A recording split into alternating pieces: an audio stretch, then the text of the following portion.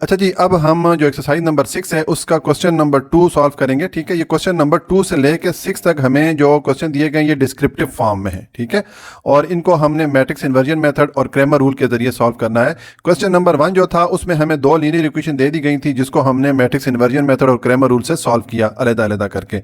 लेकिन यहाँ पर हमें डिस्क्रिप्टिव फॉर्म में क्वेश्चन दिया गया है, तो इस क्वेश्चन से हम पहले 2 लीनियर इक्वेशन कंस्ट्रक्ट करेंगे। ठीक है, इस क्वेश्चन को यूज करते हुए जब हमारे पास 2 लीनियर इक्वेशन आ जाएंगी तो हमारा जो क्वेश्चन है ये क्वेश्चन नंबर 1 की तरह बन जाएगा। तो हम उसको फिर पहले मैट्रिक्स इन्वर्जन मेथड से सॉल्व करेंगे, फिर हम क्रैमर रूल से सॉल्व करेंगे।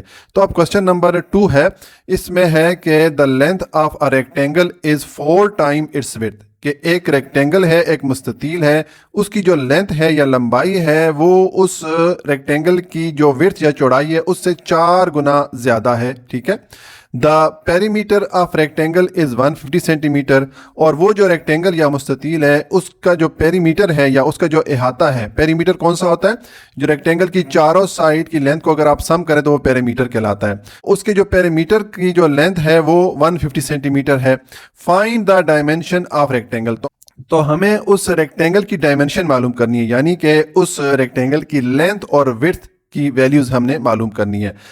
अब देखें, ये जो क्वेश्चन है इसमें हमें 2 कंडीशन बता दी गई हैं। पहली कंडीशन है कि जो रेक्टेंगल की लेंथ है वो उसके विड्थ के 4 टाइम ज़्यादा है, तो हम एक ये कंडीशन यूज़ करेंगे। और दूसरी कंडीशन है कि हमें रेक्टेंगल की पेरीमीटर की वैल्यू दे दी गई है। ये 2 कंडीशन यूज़ करते हुए हम पहले 2 लीनियर इक्वेशन कंस्ट्रक्ट करेंगे, फिर हम उनको मैट्रिक्स इन्वर्जन मेथड और क्रैमर रूल से सॉल्व करेंगे।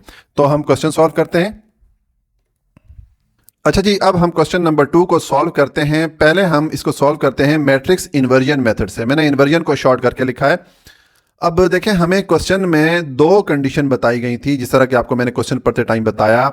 हम उन 2 कंडीशन को यूज करते हुए 2 लीनियर इक्वेशन कंस्ट्रक्ट करेंगे, 2 लीनियर इक्वेशन बनाएंगे। ठीक है, और फिर हम उन लीनियर इक्वेशन से मैट्रिक्स बना के इस पार्ट को सॉल्व करेंगे। ठीक है, तो देखें, जो पहली कंडीशन में बताई गई थी वो आपको मैं दोबारा दिखा लेता हूं कि ये हमें क्वेश्चन में पहली कंडीशन बताई गई, the length of a rectangle is 4 time of its width, कि हम फर्ज करते हैं ये एक रेक्टेंगल है, इसकी जो लेंथ है, ये जो लंबाई है, ये इस रेक्टेंगल की चौड़ाई से 4 गुना ज्यादा है।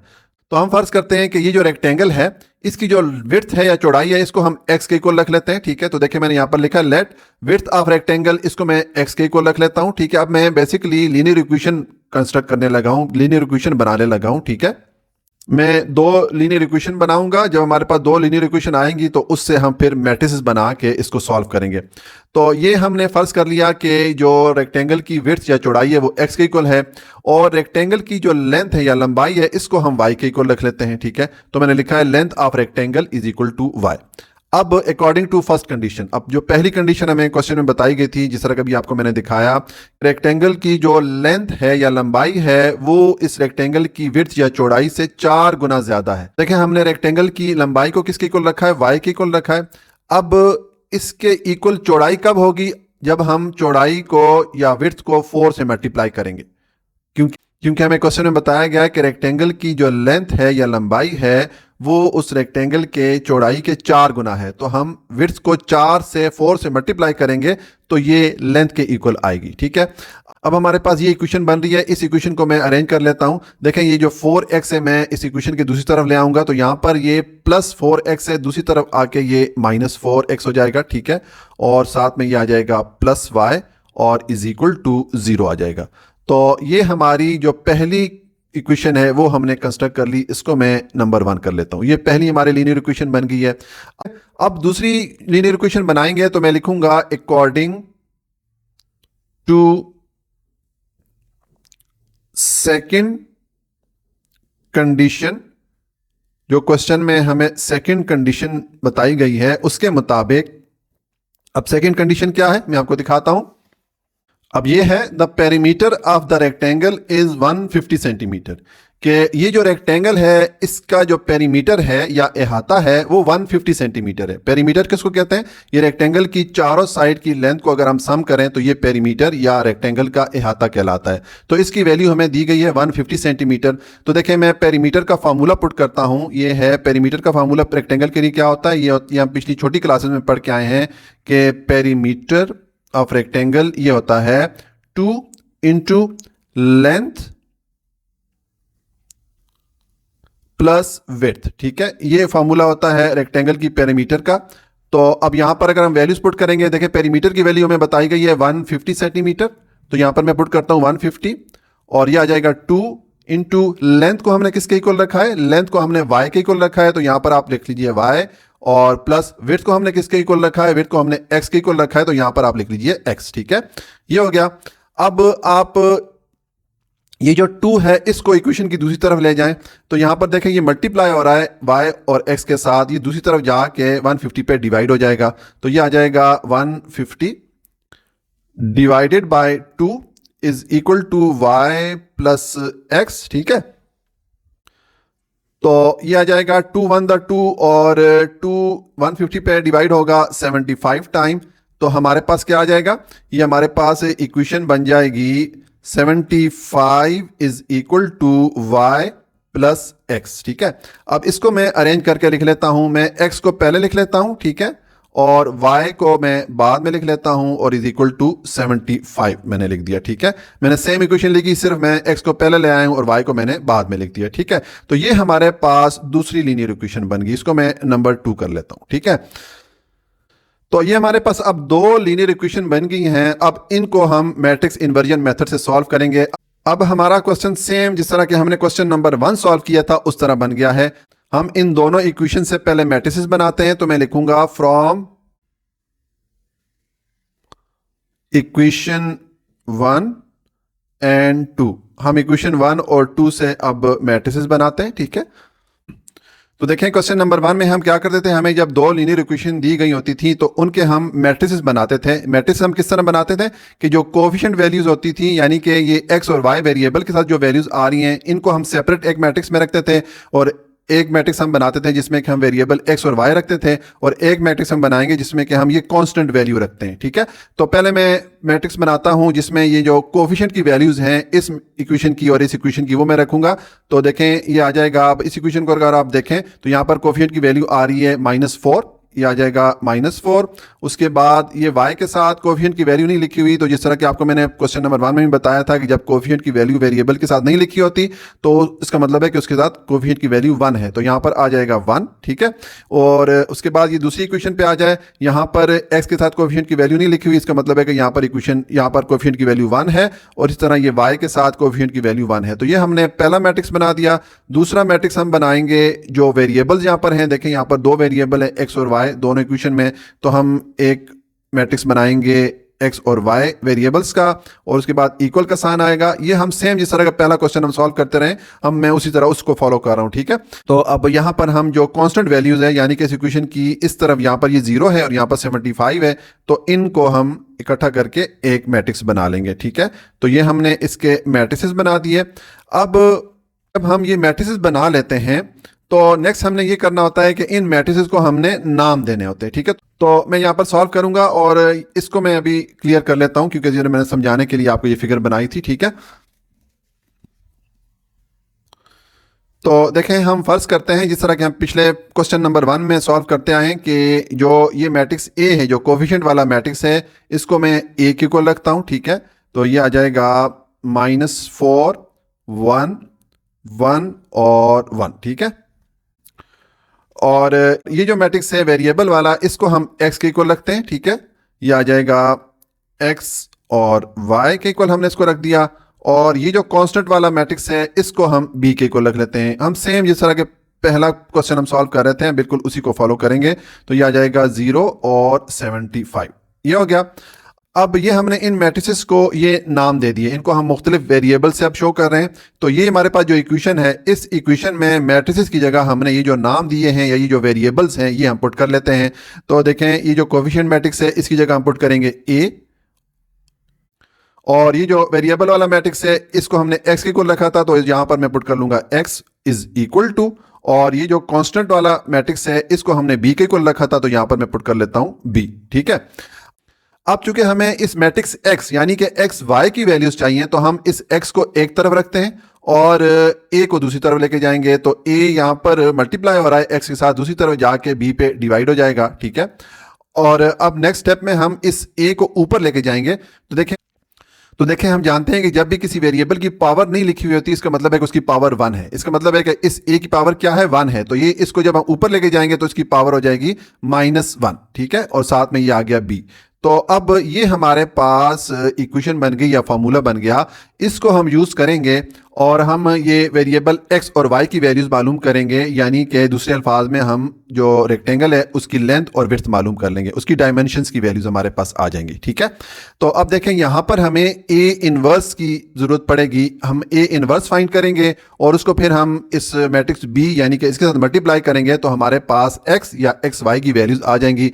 अब a इनवर्स की वैल्यू हम किस तरह फाइंड करेंगे, देखें हम पीछे क्वेश्चन में भी सॉल्व करते आए हैं और पीछे एक्सरसाइज भी हमने सॉल्व की है कि a इनवर्स के लिए जो फार्मूला होता है वो होता है adjoint of a divided by determinant of a।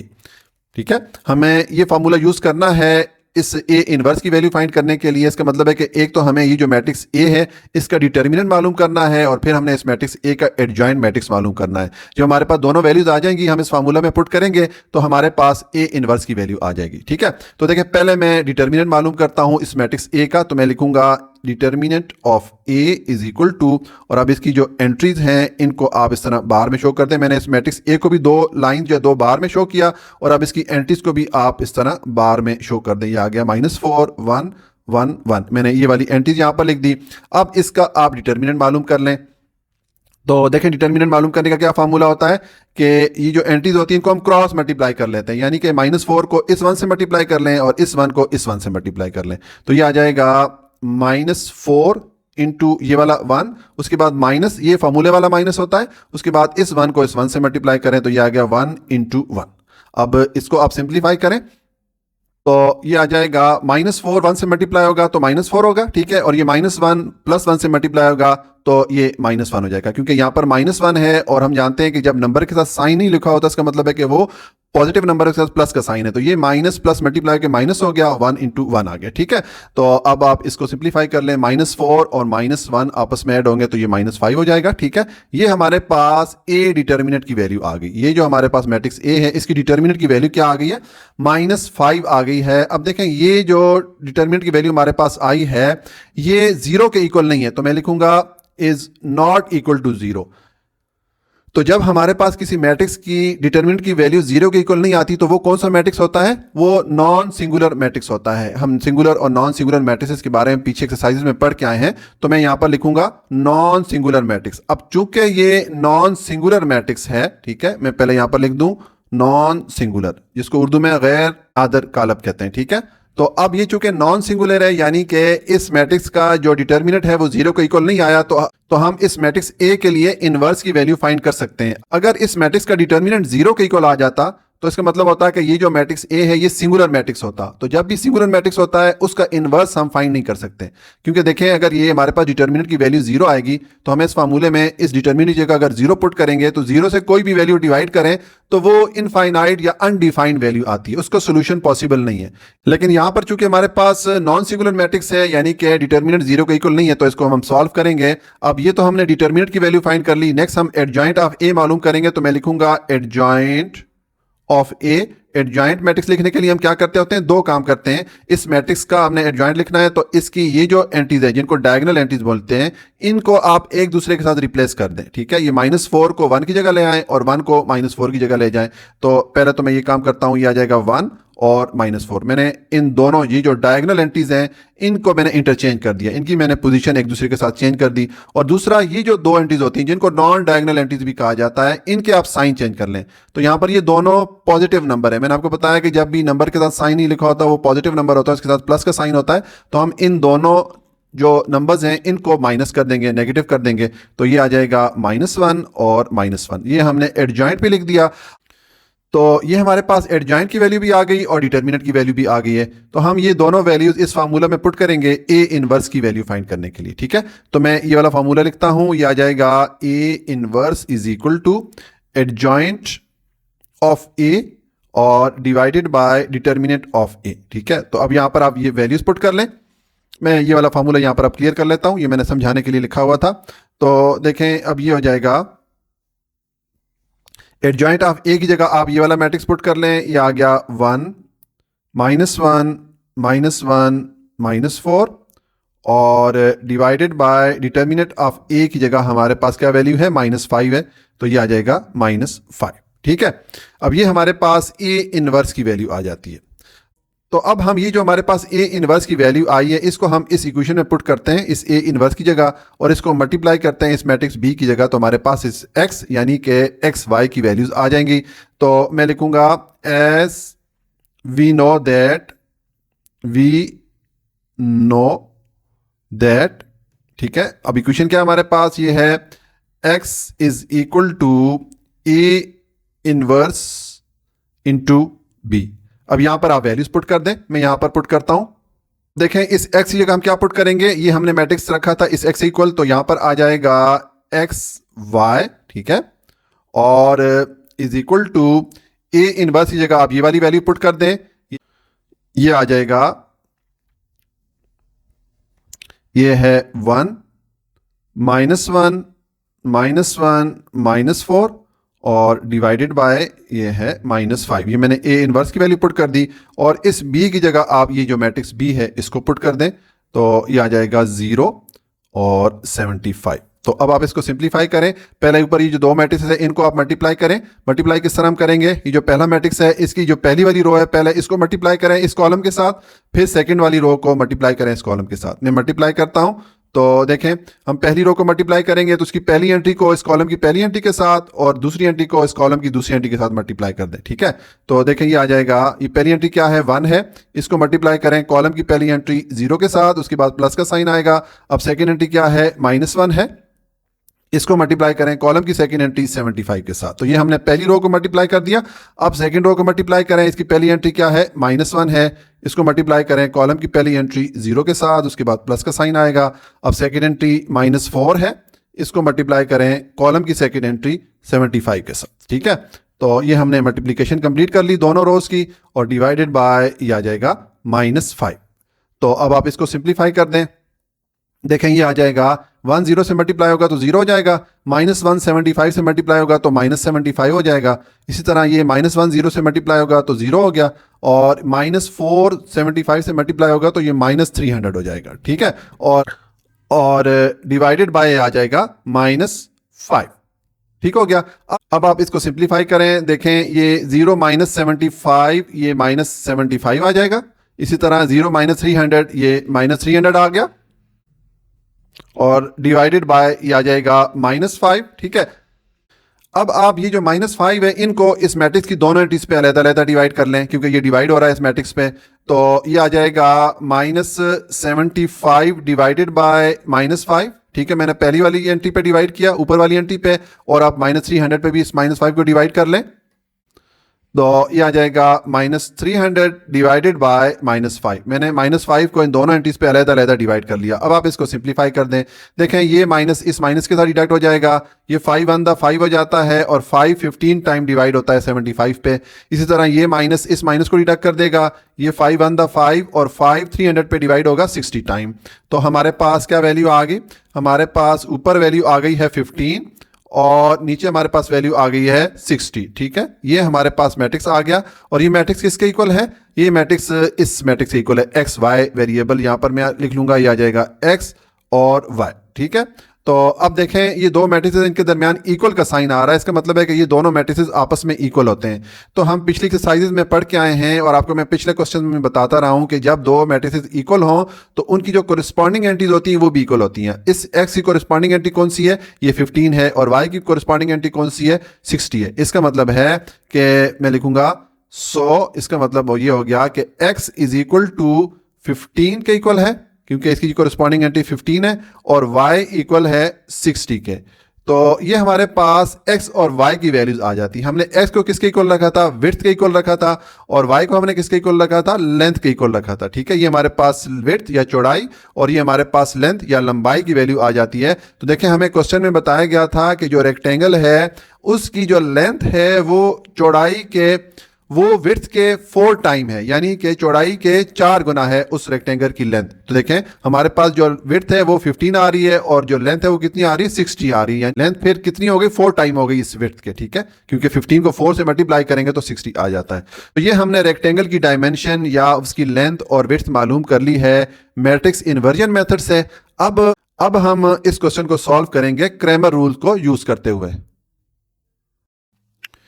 अच्छा जी, अब हम क्वेश्चन नंबर 2 को सॉल्व करेंगे क्रैमर्स रूल को यूज़ करते हुए। तो देखें, इसमें भी हमें सेम उसी तरह करना पड़ेगा जिस तरह के हमने मैट्रिक्स इन्वर्जन मेथड में किया, कि हमें जो क्वेश्चन में 2 कंडीशन दी गई थी उन 2 कंडीशन को यूज़ करते हुए पहले हम 2 लीनियर इक्वेशन कंस्ट्रक्ट करेंगे या 2 लीनियर इक्वेशन बनाएंगे। तो देखें, ये जो पार्ट है इतना ये सेम उसी तरह ही होगा जिस तरह के मैट्रिक्स इन्वर्जन मेथड में हमने किया था। मैं इसको रिपीट कर देता हूँ कि देखें, ये मैंने एक फिगर बनाई है आपको समझाने के लिए। ये फिगर क्वेश्चन में बनाना ज़रूरी नहीं है। ठीक है, तो देखिए, हम फर्ज करते हैं कि जो रेक्टेंगल हमें बताई गई है उस रेक्टेंगल की जो विड्थ है या चौड़ाई है वो x के इक्वल है। तो मैंने लिखा है लेट, हम फर्ज करते हैं कि width of rectangle is equal to x, और रेक्टेंगल की जो लंबाई है या लेंथ है उसको हमने y के इक्वल रखा है। तो मैंने लिखा है length of rectangle is equal to y। ठीक है, अब हमें क्वेश्चन में 2 कंडीशन दी गई थी। पहली कंडीशन थी कि रेक्टेंगल की जो लेंथ है वो रेक्टेंगल के विड्थ के 4 गुना है, 4 टाइम है। ठीक है, तो ये मैंने लिखा है अकॉर्डिंग टू फर्स्ट कंडीशन, जो पहली कंडीशन थी क्वेश्चन में, उसके मुताबिक रेक्टेंगल की जो लेंथ है y ये इक्वल है 4 टाइम ऑफ विड्थ के। तो मैंने विड्थ को 4 से मल्टीप्लाई कर दिया, क्योंकि तभी हम इन दोनों को इक्वल रख सकते हैं कि हमें विड्थ को या चौड़ाई को 4 गुना ज़्यादा करना पड़ेगा, तभी हम लंबाई और चौड़ाई को इक्वल रख सकते हैं। ठीक है, तो ये मैंने कर दिया। अब नेक्स्ट आप इस x को मूव करके इस y वाली साइड पे ले आए, तो यहाँ पर ये चूंकि प्लस है, ठीक है, दूसरी तरफ आके ये माइनस हो जाएगा। तो ये -4x प्लस y और इस तरफ हमारे पास 0 रह जाएगा। तो ये हमने पहली लीनियर इक्वेशन बना ली है। ठीक है, अब हमने दूसरी लीनियर इक्वेशन बनानी है। तो जो दूसरी कंडीशन हमें क्वेश्चन में बताई गई थी उसके मुताबिक जो रेक्टेंगल है उसका जो पेरीमीटर है या अहाता है उसकी वैल्यू हमें 150 सेंटीमीटर दी गई थी। अहाता या पेरीमीटर क्या होता है, ये जो रेक्टेंगल की चारों साइड की लेंथ अगर आप सम करें तो ये हमें पेरीमीटर या अहाता की वैल्यू देती है। ठीक है, तो हमें चूंकि पेरीमीटर की वैल्यू दे दी गई तो हम पेरीमीटर का यहाँ पर हम फार्मूला पुट करेंगे। ठीक है, ये इक्वेशन बिल्ड करने के लिए तो रेक्टेंगल का जो पेरीमीटर होता है उसका फार्मूला होता है perimeter is equal to 2 into length plus width. ये फार्मूला होता है रेक्टेंगल की पेरीमीटर कैलकुलेट करने का। ठीक है, ये हम छोटी क्लासेस में पढ़ के आए हैं। तो यहाँ पर आप वैल्यूज पुट कर दें। पेरीमीटर की वैल्यू हमें 150 सेंटीमीटर दी गई थी, तो यहाँ पर मैंने ये पुट कर दी।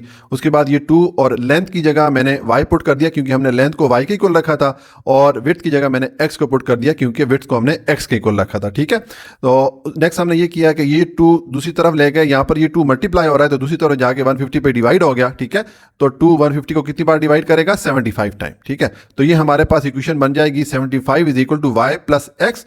तो इसको मैंने रीअरेंज कर दिया, x को मैंने पहले लिख दिया और y को मैंने बाद में लिख दिया और इज इक्वल टू 75 आ गया। तो ये हमने दूसरी इक्वेशन भी कंस्ट्रक्ट कर ली या दूसरी लीनियर इक्वेशन भी बना दी। अब हमारे पास ये 2 लीनियर इक्वेशन आ जाती हैं, तो अब इनको हम सॉल्व करेंगे क्रैमर्स रूल को यूज करते हुए। तो अब हमारा सेम जो क्वेश्चन नंबर 1 है उस तरह क्वेश्चन बन जाता है।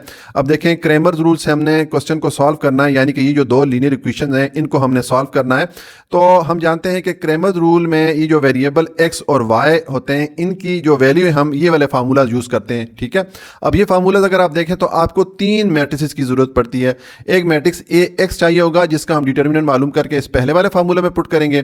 एक हमें मैट्रिक्स ए वाई चाहिए होगा जिसका डिटर्मिनेंट मालूम करके हम इस दूसरे वाले फार्मूला में पुट करेंगे, और एक मैट्रिक्स ए चाहिए होगा जिसका डिटर्मिनेंट हम ये पहले वाले फार्मूला में भी पुट करेंगे, यहां पर भी पुट करेंगे एक्स और वाई की वैल्यू फाइंड करने के लिए।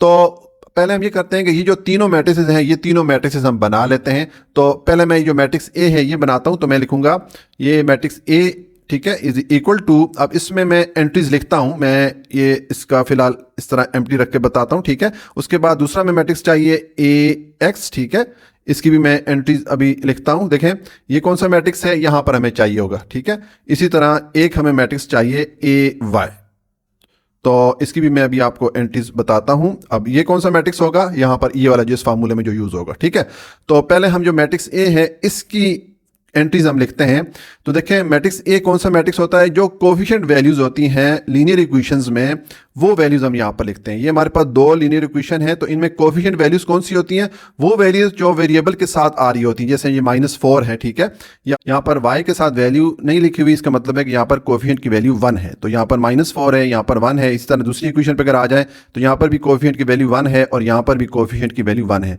तो हम ये जो कोफिशिएंट की वैल्यूज है वो हम इस मैट्रिक्स में लिख देंगे, ठीक है। तो पहले हम लिखेंगे इस पहली इक्वेशन के, देखें ये आ जाएगा -4, ठीक है। उसके बाद y के साथ 1 है तो यहाँ पर हम 1 पुट कर देंगे। उसके बाद ये दूसरी इक्वेशन पे आ जाए, यहाँ पर x के साथ 1 है, इस तरह y के साथ 1 है। तो ये हमने पहला जो मैट्रिक्स A है इसको हमने लिख दिया।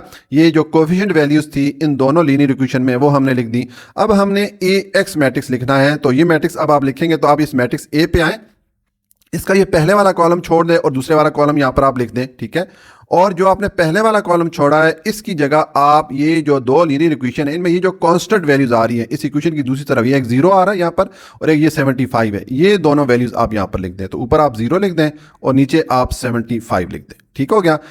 अब हमने मैट्रिक्स ए वाई लिखना है, तो देखें इसके लिए आप इस मैट्रिक्स ए पे आएं और इसमें जो पहले वाला कॉलम है ये आप लिखें, ये आ जाएगा -4 और 1, ठीक है। और दूसरे वाला कॉलम आप छोड़ दें। ये जो दूसरे वाला कॉलम आपने छोड़ा है इसकी जगह आप ये जो कांस्टेंट वैल्यूज है इन लीनियर इक्वेशन में, यानी कि ये 0 और ये 75 ये आप लिखते हैं। तो ये आ जाएगा 0 और 75। मैं रिपीट कर देता हूं, देखें जब हमने मैट्रिक्स AX लिखा तो उसके लिए हमने इस मैट्रिक्स A का पहला कॉलम छोड़ के इसकी जगह हमने ये जो कांस्टेंट वैल्यू थी इन लीनियर इक्वेशन में वो लिख दी। और जब हमने AY मैट्रिक्स लिखा तो इसमें हमने इस मैट्रिक्स A का दूसरे वाला कॉलम छोड़ के उसकी जगह हमने ये कांस्टेंट वैल्यूज लिख दी। तो ये हमारे पास मैट्रिसेस बन गए हैं। अब हम ये वाले फार्मूलाज यूज करके वेरिएबल x और y की वैल्यूज फाइंड करेंगे। तो देखें उसके लिए पहले हमें क्या कैलकुलेट करना पड़ेगा, हमें इन तीनों मैट्रिसेस की जो डिटर्मिनेंट की वैल्यू है वो चाहिए, ठीक है। तो पहले ये जो मैट्रिक्स A है इसका मैं डिटर्मिनेंट की वैल्यू मालूम करता हूं। तो मैं इसको अब क्लियर कर लेता हूं, ये मैंने आपको समझाने के लिए लिखा हुआ था, ठीक है। इसको मैं क्लियर करता हूं और मैं यहां पर सॉल्व करता हूं जी। तो अब हम क्वेश्चन को फर्दर सॉल्व करते हैं। मैंने ये दोनों फार्मूलाज फिलहाल आपको समझाने के लिए यहाँ पे इनको रहने दिया। देखें पहले हमें ये determinant of A, matrix A है इसका डिटर्मिनेंट मालूम करना है। तो मैं लिखूंगा determinant of A is equal to, और अब इसकी एंट्रीज को भी आप 2 बार या 2 लाइन में शो कर दें। यह आ जाएगा -4 1 1 1, ठीक है। तो अब इसका हम डिटर्मिनेंट कैलकुलेट करेंगे। तो देखें डिटर्मिनेंट कैलकुलेट करने का क्या फार्मूला होता है कि जो एंट्रीज होती हैं इनको हम क्रॉस मल्टीप्लाई कर लेते हैं, यानी कि इस -4 को इस 1 से मल्टीप्लाई करें, यह आ जाएगा -4 इंटू 1, उसके बाद माइनस का साइन आएगा, ये फार्मूले वाला माइनस होता है। उसके बाद आप ये दो एंट्रीज मल्टीप्लाई करें, इस 1 को इस 1 से मल्टीप्लाई करें तो ये आ जाएगा 1 इंटू 1, ठीक है। तो देखें ये हो जाएगा -4 1 से मल्टीप्लाई होगा तो -4 हो जाएगा, -1 + 1 से मल्टीप्लाई होगा तो -1 हो जाएगा। यहाँ पर ये 1 के साथ साइन नहीं है, हम जानते हैं कि जब भी नंबर के साथ कोई साइन नहीं होता तो वो पॉजिटिव नंबर होता है, उसके साथ प्लस का साइन होता है। तो ये माइनस प्लस आपस में मल्टीप्लाई होकर माइनस हो गए और 1 के साथ मल्टीप्लाई होकर 1 हो गया, ठीक है। तो ये हमारे पास डिटर्मिनेंट की वैल्यू क्या आ जाएगी, -4 और -1, ये आ गया -5। तो ये हमारे पास ए डिटर्मिनेंट की वैल्यू आ गई। अब देखें ये जो वैल्यू आई है ये 0 के इक्वल नहीं है, मैं लिखूंगा इज नॉट इक्वल टू 0। तो इसका मतलब है कि ये जो मैट्रिक्स ए है ये नॉन सिंगुलर मैट्रिक्स है। तो मैं यहां पर लिखूंगा नॉन सिंगुलर मैट्रिक्स। हम सिंगुलर और नॉन सिंगुलर मैट्रिक्स के बारे में पिछली एक्सरसाइज में पढ़ के आए कि ऐसा मैट्रिक्स जिसका डिटर्मिनेंट 0 के इक्वल ना हो वो नॉन सिंगुलर मैट्रिक्स कहलाता है। तो अब ये चूंकि हमारे पास नॉन सिंगुलर मैट्रिक्स आ गया तो इसका मतलब है कि हम इस क्वेश्चन को फर्दर सॉल्व कर सकते हैं। अगर ये सिंगुलर मैट्रिक्स आ जाता यानी कि इसके डिटर्मिनेंट की वैल्यू 0 आ जाती तो फिर हम इस क्वेश्चन को फर्दर सॉल्व नहीं कर पाते, क्योंकि देखें ये डिटर्मिनेंट की वैल्यू अगर 0 आ जाती तो यहाँ पर इन दोनों फार्मूलाज में इस ए डिटर्मिनेंट की जगह अगर हम 0 पुट करते तो 0 से आप कोई भी वैल्यू डिवाइड करें तो आपको अनडिफाइंड या इनफाइनाइट वैल्यू मिलती है, यानी कि उसका सोल्यूशन पॉसिबल नहीं होता है, ठीक है। अब यहां पर चूंकि हमारे पास नॉन सिंगुलर मैट्रिक्स है तो इसको हम सॉल्व करेंगे। अब ये तो हमारे पास जो ये डिटर्मिनेंट है इसकी वैल्यू आ गई। अब नेक्स्ट हमें ये AX जो मैट्रिक्स है इसका डिटर्मिनेंट की वैल्यू चाहिए और डिटर्मिनेंट ऑफ AY चाहिए। तो एक तरीका तो ये है कि मैं डिटर्मिनेंट ऑफ AX अलहदा से मालूम करूं और डिटर्मिनेंट ऑफ AY अलहदा से मालूम करूं, ठीक है। और फिर हम ये सारी वैल्यूज इन फार्मूलाज में पुट करें X और Y की वैल्यू फाइंड करने के लिए। और एक तरीका ये है कि मैं ये फार्मूलाज डायरेक्ट लिख लूं। पहले ये X की वैल्यू फाइंड करता हूं तो मैं लिखूंगा X is equal to determinant of AX, ठीक है, और divided by determinant of AY। अब यहां पर आप वैल्यूज पुट कर लें। देखें आपके पास जो AX मैट्रिक्स है वो ये वाला है, तो इस मैट्रिक्स का हम डिटर्मिनेंट यहां पर मालूम करेंगे। तो मैं इसकी एंट्रीज को इस तरह 2 बार में शो करूंगा, ये आ जाएगा 0 1 75 और 1, ठीक है, और डिवाइडेड बाय डिटर्मिनेंट ऑफ ए की वैल्यू हमारे पास आई है -5। तो अब आप इसको सिंप्लीफाई करें, देखिए इसका डिटर्मिनेंट मालूम करेंगे तो इसकी जो एंटीजन को हम क्रॉस मल्टीप्लाई करेंगे, यानी कि 0 को 1 से मल्टीप्लाई करें, यह आ गया 0 × 1 और उसके बाद माइनस, ये फॉर्मूले वाला माइनस होता है। अब 75 को इस 1 से मल्टीप्लाई करें तो यह आ जाएगा 75 और × 1, ठीक हो गया, और डिवाइडेड बाय ये वाला -5 आ जाएगा। अब आप इसको सिंप्लीफाई कर दें तो देखें 0 1 से मल्टीप्लाई होगा तो 0 हो जाएगा, ये -75 प्लस 1 से मल्टीप्लाई होगा तो -75 आ जाएगा, और डिवाइडेड बाय ये आ जाएगा -5, ठीक है। तो अब आप 0 -75 ये -75 हो जाएगा और डिवाइडेड बाय ये आ जाएगा -5, ठीक है। तो देखें अब इसको अगर हम सिंप्लीफाई करते हैं तो ये माइनस इस माइनस के साथ डिडक्ट हो जाएगा, और ये 5 1 दा 5 और 5 जो है 15 टाइम डिवाइड होता है 75 पे। तो हमारे पास x की जो वैल्यू है वो क्या आ गई है, वो आ गई 15। ये हमारे पास x की वैल्यू आ गई। अब हम इस y वेरिएबल की वैल्यू मालूम करते हैं तो हम ये फॉर्मूला पुट करेंगे, ये आ जाएगा y = determinant of A y, ठीक है, divided by determinant of A, ठीक हो गया। अब मैं ये वाले फार्मूलास क्लियर कर लेता हूँ, जिससे आपको समझाने के लिए मैंने यहाँ पर लिखे हुए थे, ठीक है। तो अब देखें यहाँ पर आप वैल्यूज पुट कर दें। पहले ये डिटर्मिनेंट ऑफ ए वाई, यहाँ पर हम ये वाला जो मैट्रिक्स है इसको पुट करेंगे। इसकी एंट्रीज हैं -4 0 1 75, और इसका हम डिटर्मिनेंट मालूम करेंगे तो 2 बार्स डाल देंगे, और डिवाइडेड बाय डिटर्मिनेंट ऑफ ए की वैल्यू क्या है, ये है -5, तो यहाँ पर आ जाएगा -5, ठीक है। तो अब आप इसको सिंप्लीफाई करें। पहले हम इस मैट्रिक्स का डिटर्मिनेंट मालूम करेंगे, यानी कि इसकी जो एंटीज हैं इनको क्रॉस मल्टीप्लाई करें, तो ये -4 को मल्टीप्लाई करें 75 के साथ, उसके बाद माइनस का साइन आएगा। अब इन दो एंटीज को मल्टीप्लाई कर दें तो ये आ गया 1 × 0, तो ये हमने क्रॉस मल्टीप्लिकेशन कर ली, ठीक है। हमने इन दो एंटीज को मल्टीप्लाई किया, फिर हमने इन दो एंटीज को मल्टीप्लाई किया, और डिवाइडेड बाय ये आ जाएगा -5। अब आप इसको सिंप्लीफाई कर दें तो देखें -4 75 से मल्टीप्लाई होगा तो ये आ जाएगा -300, ठीक है, और उसके बाद -1 0 से मल्टीप्लाई होगा तो 0 हो जाएगा, डिवाइडेड बाय ये वाला आ जाएगा -5। तो अब आप इसको सिंप्लीफाई कर दें, ये आ जाएगा -300 और -0 ये -300 आ जाएगा, ठीक है, और डिवाइडेड बाय -5 आ जाएगा। तो देखें अब इसको सिंप्लीफाई करें, ये माइनस इस माइनस के साथ डिडक्ट हो जाएगा, और ये 5 1 दा 5 और 5 जो है 60 टाइम डिवाइड होता है 300 पे। तो हमारे पास y की वैल्यू क्या आ गई, y की वैल्यू हमारे पास आ गई 60, ठीक हो गया। इसका मतलब है कि ये हमारे पास x की वैल्यू आ गई और ये हमारे पास y की वैल्यू आ गई। तो हम लिखेंगे सो x = 15 और y = 60। तो अगर आप ये वैल्यूज देखें, ये सेम जो हमने मैट्रिक्स इन्वर्जन मेथड में x और y की वैल्यूज फाइंड की थी, वही वाली वैल्यूज हमारे पास आ गई हैं। और अगर आप क्वेश्चन को पढ़ें तो क्वेश्चन में हमें बताया गया था कि जो रेक्टेंगल है उसकी लेंथ 4 गुना ज़्यादा है, 4 टाइम ज़्यादा है उसकी विड्थ से। तो देखें हमने y को लेंथ या लंबाई के इक्वल रखा था, तो ये 4 टाइम ज़्यादा है इस विड्थ से, ठीक है। तो ये हमने इस क्वेश्चन नंबर 2 को क्रैमर रूल से भी सॉल्व कर लिया। पहले हमने इसको सॉल्व कर दिया था मैट्रिक्स इन्वर्जन मेथड से। तो इस तरह ये हमारा क्वेश्चन नंबर 2 कंप्लीट हो जाता है।